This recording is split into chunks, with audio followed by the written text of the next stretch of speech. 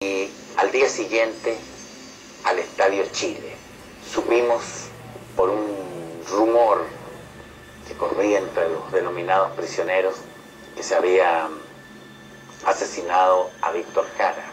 De manera que yo conocí en el campo de concentración mucha gente que desapareció, que fue asesinada en tortura, mujeres violadas, personas que eran sacadas de estos lugares y lanzados al mar, y posteriormente se han encontrado restos de personas de aquella época que fueron lanzados al mar, amarrados, de manera que fue una represión muy cruenta la que se vivió en los primeros años del régimen militar.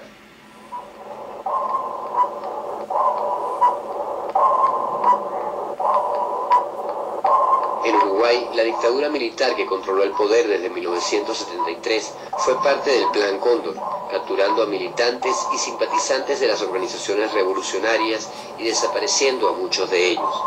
El caso de la maestra Elena Quinteros fue uno de los más conocidos. Elena Quinteros era una muchacha que se había hecho maestra. Era hija de una familia trabajadora, con una familia tipo uruguaya.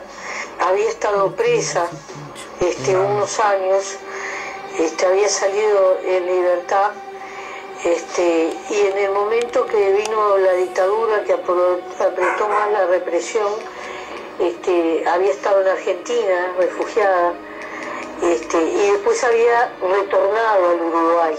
Es capturada, ella logra decirles que espera encontrarse con alguien y por lo tanto que la lleven, que ella va a delatar a alguien.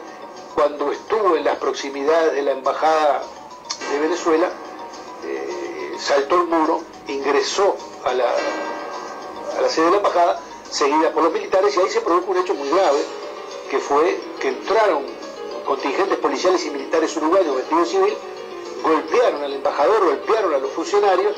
Elena fue secuestrada el 28 de junio del 76. Unos días después Venezuela dice, bueno, si ustedes no devuelven a la maestra Elena Quinteros, Venezuela no aceptará este episodio de violación de su soberanía nacional y de su territorio, y por lo tanto romperá relaciones con Uruguay. Entonces la pregunta que se hacía el canciller era, ¿entregamos o no entregamos a la mujer? Y valoraban la viabilidad o el costo político de eso. Venezuela reacciona y rompe relaciones. Esa ruptura de relaciones es una de las más largas en la historia de América Latina, y recién en el año 85, o sea, más de 8 años después, se reanuda esa relación diplomática con el compromiso del presidente democrático elegido en Uruguay, Julio María Sanguinetti, de investigar la suerte corrida por la maestra Elena Quinteros. Hasta hoy esa investigación no se ha producido. Elena Quinteros sigue siendo una desaparecida. Hace un año y medio se produjo por parte de un juez muy decidido, muy claro y muy democrático el procesamiento del ministro de Relaciones Exteriores, uno de los principales responsables del ocultamiento de lo ocurrido con Elena Quinteros. El canciller doctor Juan Carlos Bárbaro era un operador de la extrema derecha uruguaya, un hombre estrechamente vinculado a la Embajada de los Estados Unidos también. Fue un factor constante de ataque al proceso cubano y a la actitud de Cuba en el concierto latinoamericano, y es uno de los hombres que está atrás del ocultamiento de lo que ocurre con Elena Quinteros, secuestrada del predio de la embajada venezolana. Así como Elena Quinteros, muchos otros uruguayos capturados dentro y fuera de su país nunca aparecieron. Para el terrorismo de Estado, cualquier obrero, campesino, estudiante, maestro, podía ser objetivo de la cacería humana. Los cristianos comprometidos con la teología de la liberación tampoco escaparon de la persecución del Plan Cóndor. El día 12 de agosto del año 76, un batallón del ejército ecuatoriano invade la Casa de la Santa Cruz, donde van presos 17 obispos latinoamericanos, 4 obispos norteamericanos. Se nos acusa de subversivos, y esta denuncia le llega del Plan Cóndor, de los distintos gobiernos latinoamericanos, de donde son esos obispos. En este operativo Cóndor, donde interviene la CIA, nos meten a todos presos y desbaratan lo que fue un encuentro de pastoral de los problemas de la pastoral social y lo que estaba pasando con la vida de los pueblos.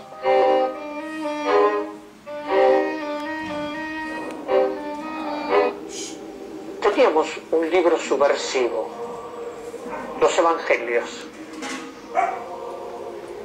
Dice, ese libro subversivo es subversivo porque no quiere las injusticias, que se mueran los niños de hambre, que se ataque a los campesinos, a los trabajadores, a los más necesitados. El 4 de abril del año 77 me detienen en ese centro de torturas.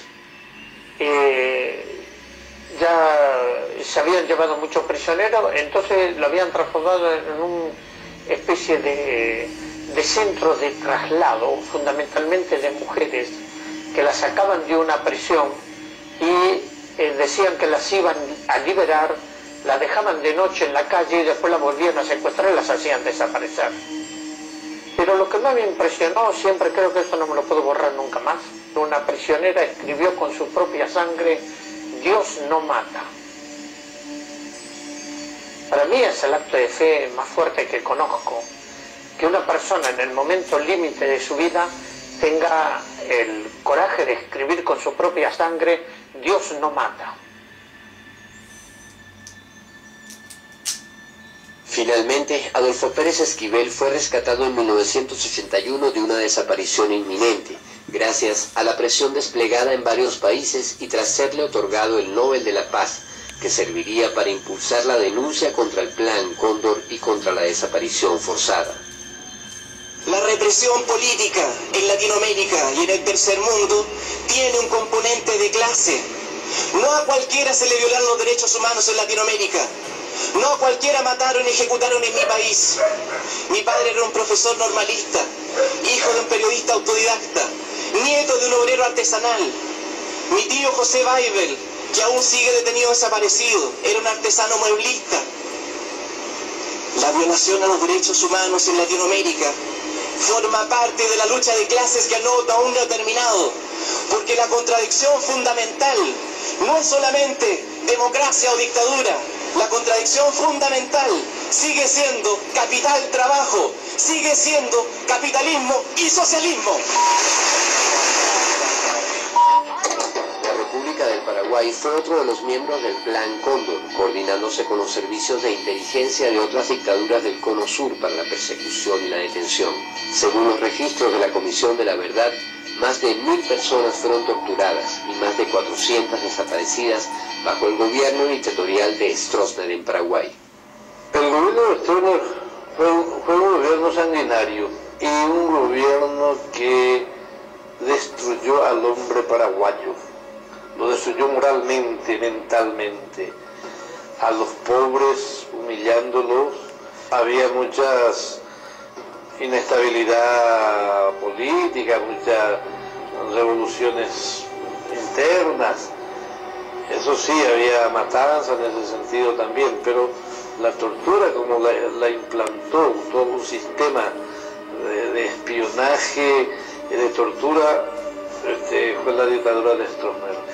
Antes que nada los apresaban a todo en masa, se les robaba todo lo que tenían. A algunos ya se lo torturaba de entrada y otros fueron matados en su casa, frente a sus hijos, a su familia. La política estadounidense de sostén de dictaduras anticomunistas en América Latina le permitió a Stroessner mantenerse en el poder durante 35 años a pesar de las protestas sociales. Muchos paraguayos fueron blanco de la represión de la dictadura por motivos que ni siquiera eran políticos. Bastaba caer en la lista de sospechosos. El maestro Martín Almada fue uno de esos casos. En aquella época apareció una película de Cantinflas, El Profe. Vimos eso y nos pusimos contentos. Y le mandamos una carta de felicitación a Cantinflas. 3 meses después, Cantinflas, a través de la Embajada de México en Asunción, nos hace decir que él va a venir también a hacer un festival a favor de los maestros. Y me hace llamar ministro de Educación.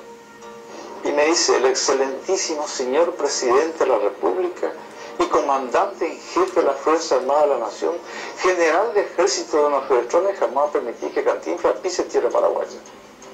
Y le digo: ¿por qué, ministro? Me dice: él es comunista, y cuídese de los comunistas. Pero más bien yo he venido aquí para ver por qué se opone usted a que haya una escuela en el pueblo. De manera que, según ustedes, los campos